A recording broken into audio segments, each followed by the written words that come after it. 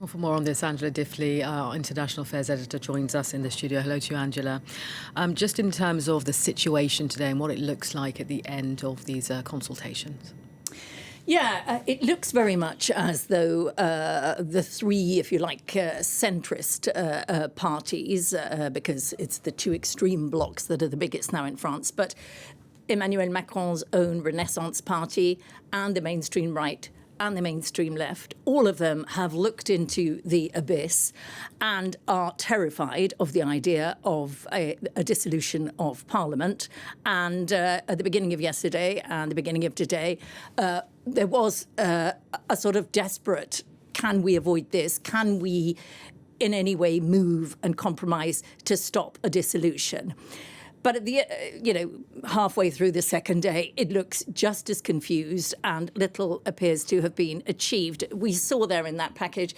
So Elizabeth Borne of the Centrist Party, she was the one who piloted those very, very controversial pension reforms. She said, maybe we should think about abandoning them, to the fury of the rest of her party, who weren't even consulted. She just announced it to Le Parisien, a newspaper, without discussing it with them first. That provoked fury. Each party is very divided. There's a lot of infighting between each of these parties. The Socialists this morning, after their meeting, they said, yes, it would be a good thing if those pension reforms were suspended, but we want a socialist leader and we won't work with the centrists. Arithmetically, can't happen.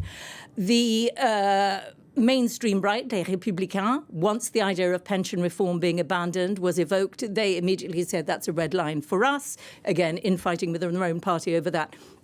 It is chaotic. How Sebastien Lecornu will read any of this at the end of the day, I do not know. The Rassemblement National, very clear. They are saying quite simply, we will block everything. It's not clear whether they mean pension reforms or government teams. We will block everything until a dissolution of Parliament is provoked.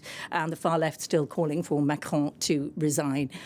So that's where we are. It's very confused. Nothing very much is easy to read. And how likely is a dissolution of Parliament, and presumably is that going to provide the much needed stability?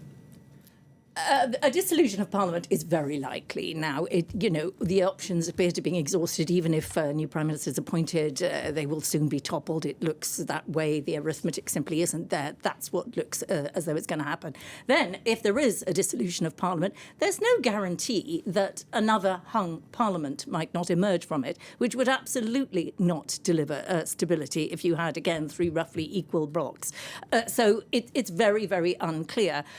What is likely is that the Rassemblement National will do extremely well if there is a dissolution of Parliament. The tactic of blocking them, voters uniting to block them, there is much less enthusiasm for this time around. They will do well. Will they get a relative majority or an absolute majority? Or it might be, as I say, that it's completely a hung Parliament. Either way, Macron doesn't want it, but there's a lot to suggest that you would prefer that to the far left in terms of safeguarding the French economy. We don't know. We can't read his mind. All right, Angela, thank you very much indeed.